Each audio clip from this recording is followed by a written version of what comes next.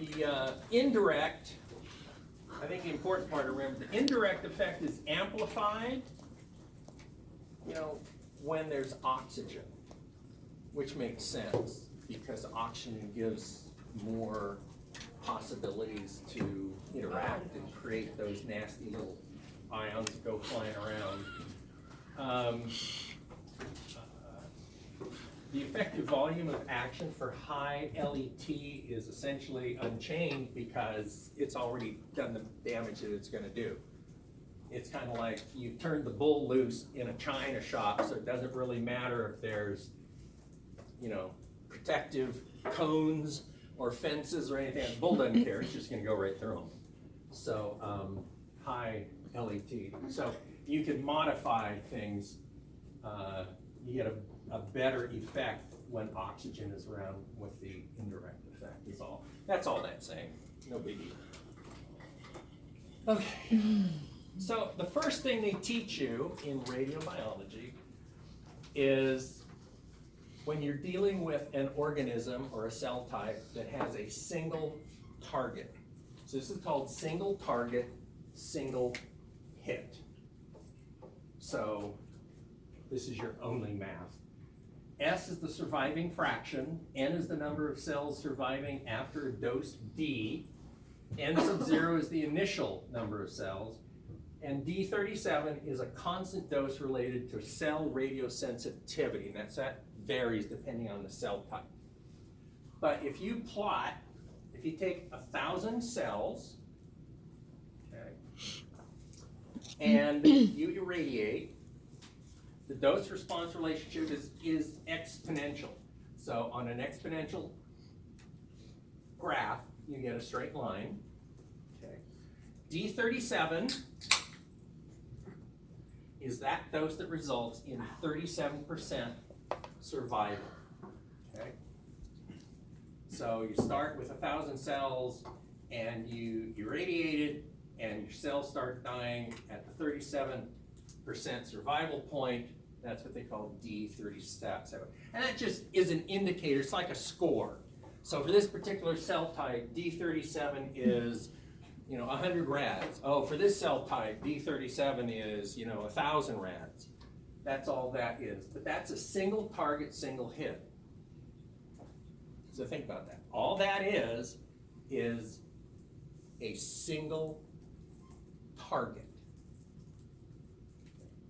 This does not happen in mammalian cells. You'll see single target, single hit. You see it in bacteria and other types of things. But in mammalian cells, you get to go to something that's a little more complex. Multiple target, single hit. Okay. So,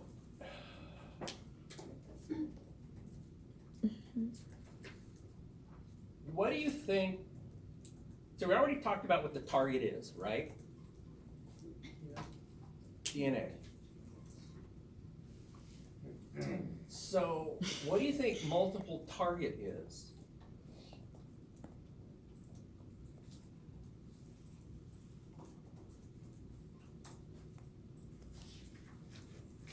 Multiple target just refers to the fact it's still DNA. You're still looking at DNA being nailed. Okay? But if somebody comes up to you and punches you once, and you kind of shake it off and you put some ice on it, you feel okay. You might like it. I'm not even going to ask. Not you, not you. I didn't mean you. No.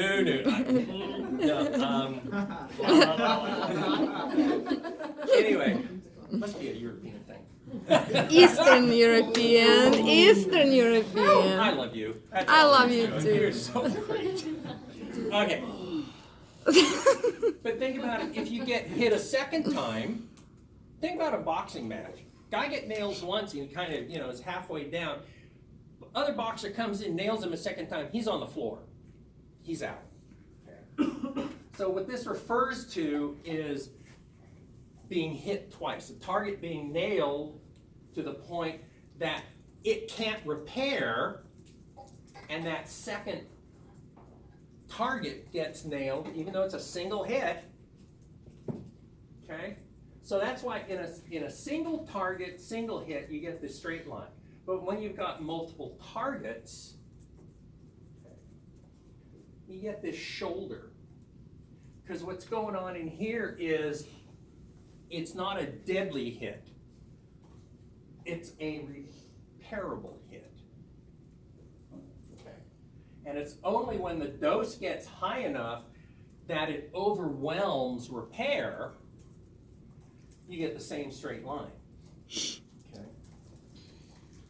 This is a mammalian cell response. So this is what you're going to see for any cell type for mammals, including humans. Okay. Everything else is pretty much the same. D sub 0 in this case is the dose necessary to reduce survival to 37% in the straight line portion of the graph. N is the extrapolation number. What that tells you, that allows you, if you know that, you can basically draw the curve. So again, that's just a way to identify what the curve looks like for a particular cell type. You're not going to be asked to redo any of this. Okay? You need to know it and understand it, but ASRT is certainly never going to be asking you to describe it or draw it or anything else. They might ask you they'll give you D sub 0 and you have to choose what it's defined as a multiple choice. Okay. But it's important that you realize that for mammalian cells, it's a multiple target, single hit. Fractionation. So,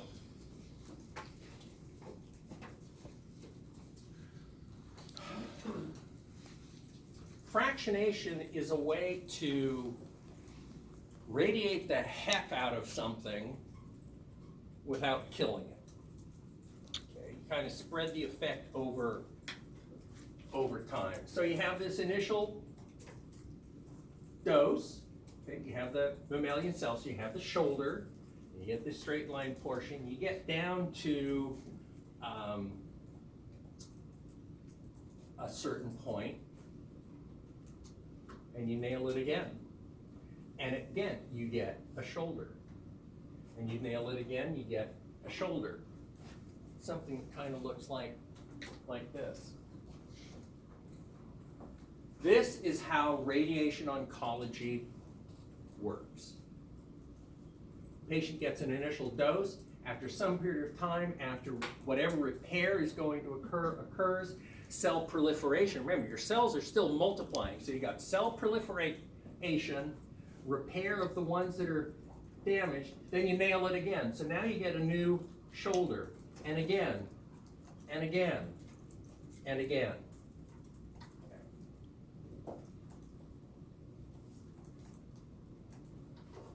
Curve A is the survival curve for a single acute dose. So whatever this dose is, you hit them with that, and this is what they do, and at this point in time, they're dead. But if you give a series of small fractions of size D, so you have repair, what they call sublethal damage, you get more of a continuous dose rate exposure. But see, now you look at curve F. So where this dose kills you off pretty quick, you can deliver a lot more, and you have more survivability. Okay? Multiple small fractions approximate to a continuous low dose rate exposure. This is radiation therapy. It works. My therapy was 6,700 rads to an area of about that big. I'm alive. Fractionated doses. 200 rads a day. different attack angles, okay? But this is what it is. This is how every single patient under beam is treated. Because you can't possibly give anybody in one dose 6,700 rads and have them walk out and say, hey, I feel fine. You're gonna have tissue burnt and all sorts of stuff at that level. But the way you do it is you fraction it. That's the important part of fractionation. And that's the important part of sublethal repair.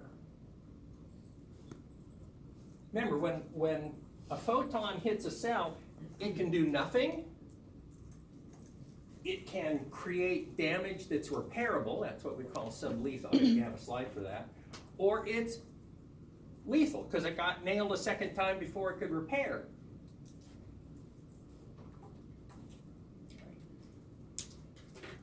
So, that's a good thing. Surviving fraction is also a function of where it is in the cell cycle. Okay. So you've got minimum survival during M phase, maximum in late S. It just kind of looks like you're on the ocean. This happens to be for fibroblasts. Yeah. Most radiosensitive during mitosis and most radioresistant during late S. Okay. This has a big thing to do because of developing fetus, because there is so much mitosis going on constantly. Very rapid rates. So you have a lot of that going on. That's why they're so sensitive to radiation. Relative biologic effectiveness. RBE is nothing more than the amount of X radiation to produce an effect. So let's say erythema. So what dose does it take to produce erythema, and how much of a dose of some other radiation other than X-ray does it take to produce the same effect?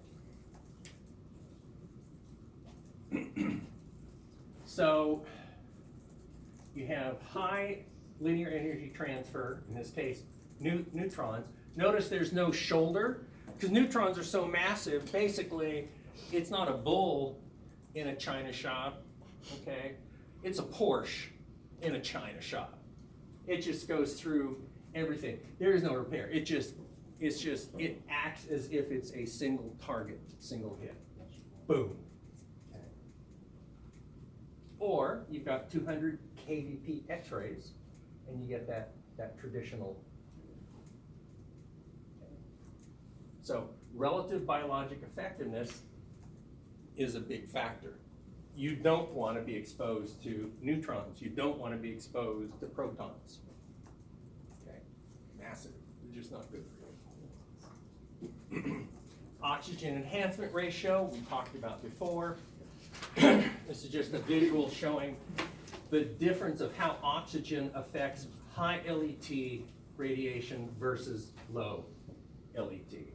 Notice the presence of oxygen doesn't affect high LET radiation very much at all.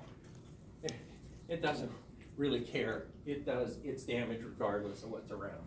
Whereas for low LET X-rays, okay, you do get an effect. Lethality. So this is the idea of LD 50-60. This is in human. Follows, it's a nonlinear threshold dose-response relationship. What this says is the lethal dose for 50% of the population in 60 days without medical intervention. That's the really important, that's the unwritten part. They had to add that after Chernobyl. So LD 50-60. So, and this is for whole body exposure. So if I took everybody in this room, exposed everybody in this room to 350 rad, whole body, in 60 days, I would only have half a class. That's basically what that means. Now, with medical intervention, like I said, in Chernobyl, the LD50-60 went up considerably, and they had survivors at 1,000 rad. Okay. They didn't live long. I think the longest was several months, but even that was like amazing. Okay. LD50-60 is something you will need to know on your ASRT. They're going to want you to know what it means and about what it is. So 350 rads is how many gray? 3.5 gray. 3.5. 3.5? 3.5 gray. Okay.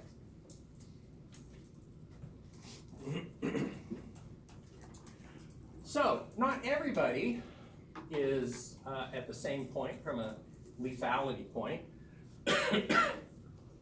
Start out with pig. They're a lot more sensitive than us. 250 rads whole body is their LD50-60. Then come dogs, humans at 350, guinea pigs, monkeys, possum, mouse, goldfish, hamster, rat, rabbit, gerbil, turtle, What's true? newt. This is what, the science fiction films always say, after an atomic bomb, the only thing that's going to be left are the cockroaches. It is true.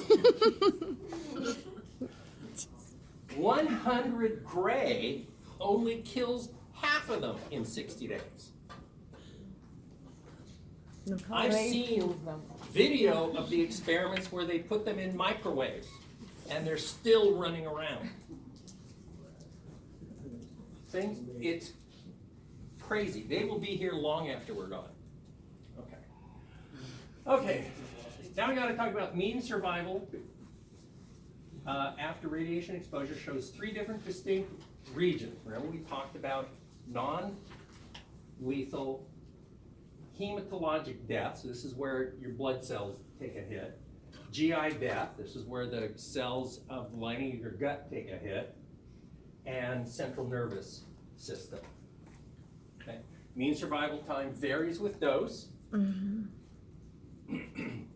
If the GI effects cause death, so if there's death due to GI, it occurs in approximately 4 days.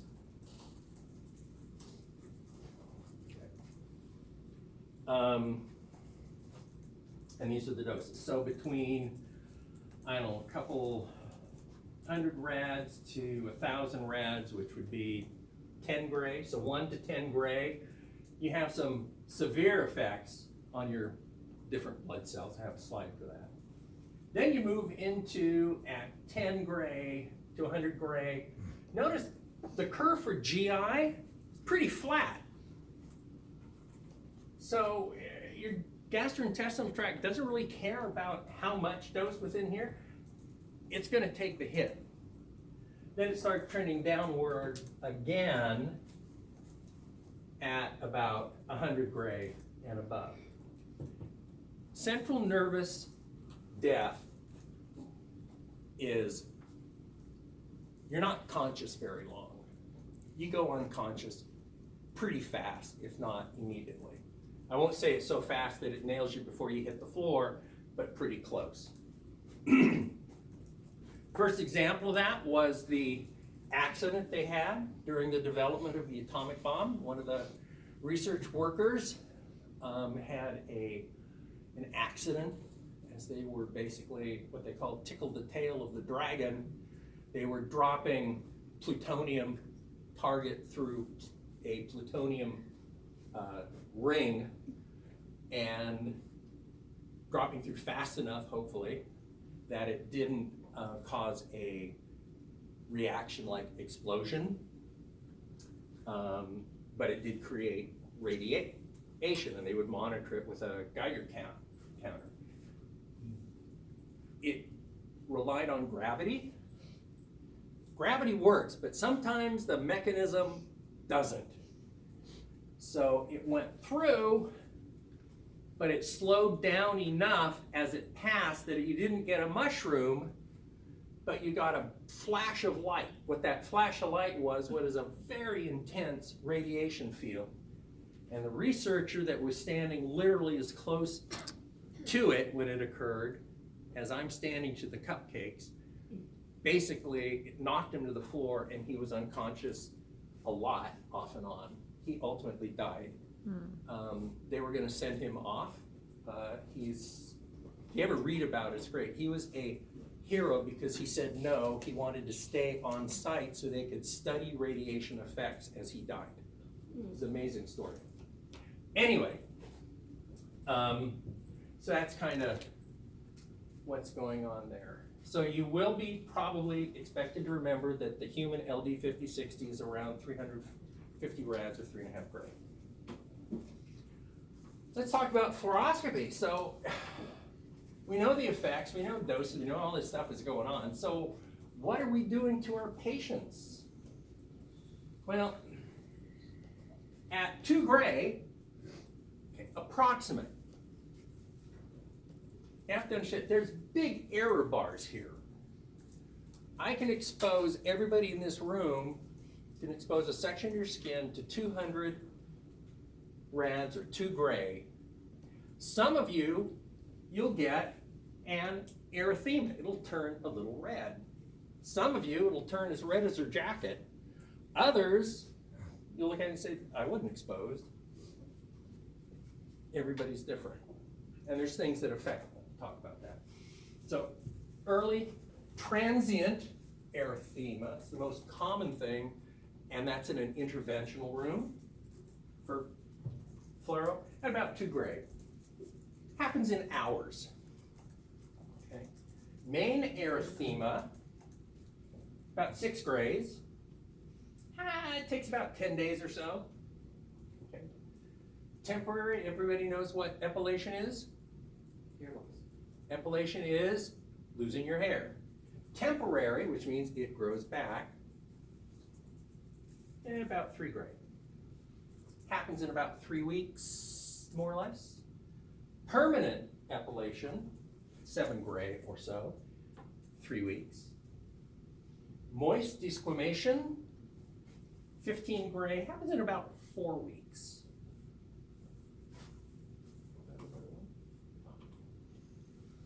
And then, of course, you go up from there. There's other effects. There is, when I was a student, many years ago, there was a story at the time through one of the professional groups where a radiation therapy technologist thought she could sterilize herself with cobalt-60. You don't lay under a therapy machine under any circumstances and try to expose yourself for some harebrained reason. She died. Just saying. Blood cells. All these different types. Erythrocytes, reticulites, myoblasts. 4 principal types of blood cells are your lymphocytes, granulocytes, erythrocytes, and thrombocytes. Develop and mature from a single pluripotential stem cell. Okay. Blood cell survival. So if you're looking at the number of cells per cubic centimeter times 1,000, so at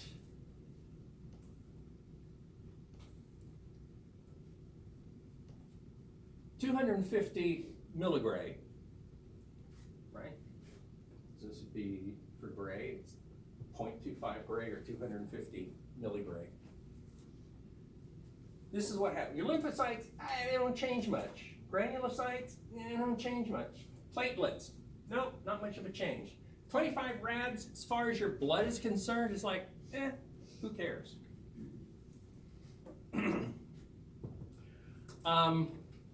I had a nurse that worked in neonatal x-ray, and her dosimeter came back at, you'll love it, around 3,000 rads. Not millirad, rads. That created a little bit of excitement. And So we thought, oh God, what is she? Is she doing radiation therapy? Is she working in nuclear medicine? Did she get contaminated? I mean, just all this stuff going on. Went out and talked to her, and no effect. She looked fine, young gal. She worked in the neonatal area at night. And we said, so how many x-rays? I don't know, they may do like 1 in a week. That's about it. And I'm thinking, what's a neonatal chest x-ray? 50 kV at what? A mass? Maybe? When you do one of those a week? Yeah. Okay. So, and we just talked and we're going crazy. So we have to send her to UCLA. They have to pull bone marrow and look at genetics, look at the DNA. I'll show you pictures. They know a certain amount of damage happens at half a gram. They can see it by how many genetic things occur. Blood looked normal going. Back in the day when we used X-ray film in our dosimeters, you all know where this is going. She lived in an apartment, parked outside. August, she took off for a 2-week vacation. Where was her dosimeter? The dashboard of her car, in the sun. For some reason, usually the emulsion on a piece of X-ray film in a heat like that, heat damage is obvious. But for some reason, whether it was how much sun she got or what it was, it did not exhibit the typical damage from heat, but it turned really black behind all the filters. So I thought, okay, thank you God. I'm not gonna have an employee be dying, that's good. It took over 6 months to demonstrate to the state of California that that was an erroneous dosimeter reading. They didn't believe it. I said, well, gave them the whole thing. She said, no, but the dosimeter, no. I said, you understand, sun, heat, no, it doesn't have the exhibit. I said, anyway, it was crazy. You need to know whatever your dosimeter reads is presumptive evidence of exposure. It is the one of the few points in California, actually federal law, California law, radiation safety law, you are guilty until you can show that that reading is in error. So if you mishandle your dosimeter in any way that gives an erroneous reading, that's what the reading is going to be until they can show or prove or demonstrate that it was erroneous. Ultimately, we got it done, but in the meantime, she had to go to UCLA. They pulled blood marrow out of your hip. Painful experience. Oh, and blood marrow won't really, it has to be at least 50 rads to show a change in your blood. That's what they told us at the time as far as from a genetic point. Okay, back to the point. So now we're looking at 2 gray to these different types of cells. So platelets take a hit, but they recover, right? Platelets, pretty good. Granulocytes,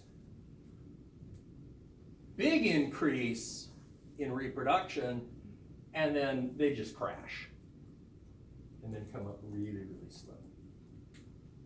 Lymphocytes, they take a hit, but not as much as you'd think. Come back. Okay. At 6 gray,